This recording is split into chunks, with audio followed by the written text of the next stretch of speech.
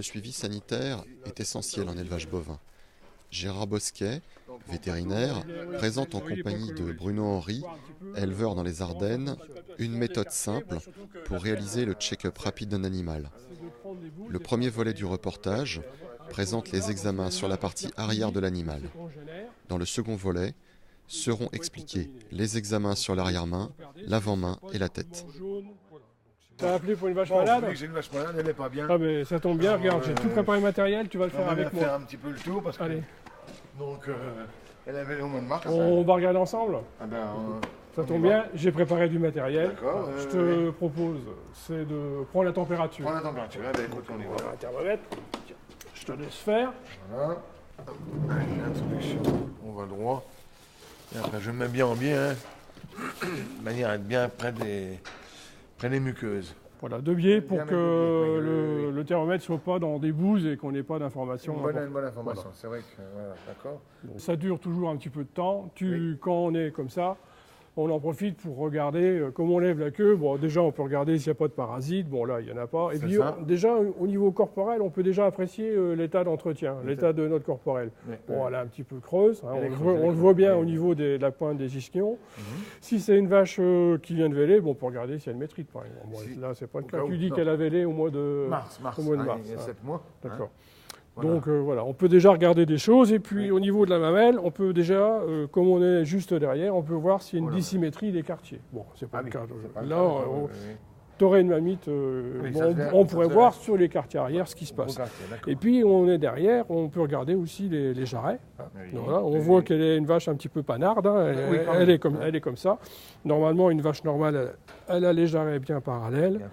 Là, et puis, c'est là, il y a une déviation latérale de 30 degrés. Donc, déjà, rien qu'avec une prise de température, on voit déjà plein de choses. Oui, d'accord. Donc, premier examen, la prise de température. Donc, Bruno, après la température, on va regarder les bouses. Bon, visiblement, c'est une bouse qu'elle vient de faire. Alors, quand il y a plein de vaches, il faut faire attention. Donc, sur la bouse, on regarde la consistance. Normalement, ça, c'est une consistance normale. La bouse est un petit peu bombée, mais sans l'être de trop. Elle n'est pas non plus plate. Elle n'a pas disparu dans les grilles du caillebotis. Donc, c'est une bouse qui est normale. Ensuite, avec le pied, on essaye de l'aplatir pour regarder ce qu'il y a. On voit encore quelques grains de maïs. Bon, ça semble à peu près normal. Donc, ce que je te propose, c'est de prendre un gant et puis donc la boîte de gants est là. On va faire un prélèvement. Alors, l'objectif, c'est de prendre des bouses et pas d'aller. Donc, tu restes à l'entrée du rectum pour prendre simplement des bouses. D'accord. Allez, tu ne bouges pas. Hop, voilà. Allez, viens. Hop. Voilà. Bon, globalement, qu'est-ce que tu en penses? Ça confirme. Est-ce qu'on a vu par terre? Apparemment, elle n'est pas. Donc, c'est Pas trop mal. Hein. Pas trop mal. Ni liquide, ni épaisse. Ça sent. Il n'y a pas d'odeur aigrelette, ni de. Non, ça ne semble pas. Hein. La couleur, ça te semble. Oh, elle est bonne. D'accord. Si ce serait plus jaune, on serait plutôt sur de l'acidose. Voilà. Bon, c'est pas le cas. Il n'y a pas d'éléments anormaux, c'est pas rouge, il n'y a pas de fibrine, donc il n'y a pas de sang. Donc ça veut dire qu'au niveau digestif, ça tombe quand même. Problème. Voilà pour les bouses. Bon, Bruno, on a regardé la température, on a regardé les bouses. Bon, maintenant, on va regarder la sphère génitale. Alors, l'examen de la sphère génitale ne se fait pas systématiquement sur tous les animaux. C'est surtout sur les périodes à risque, autour du vélage, etc. Là, on n'est pas dans ce contexte-là, mais on va faire cet examen quand même. Donc, tu vas le faire. Je vais te rappeler d'abord les règles d'hygiène. Évidemment, donc, cette zone est toujours souillée, donc il faut nettoyer avec du savon. On a du savon désinfectant. Bien essuyé, comme les crayons à la traite, pour ne pas emmener du jus dans le vagin, et là on peut avoir des contaminations. Et après, tu regarderas au vaginoscope. Donc, je t'ai préparé le matériel. Tu as le vaginoscope qui est dans de l'eau propre avec du désinfectant. J'ai du savon désinfectant, du papier et une lampe.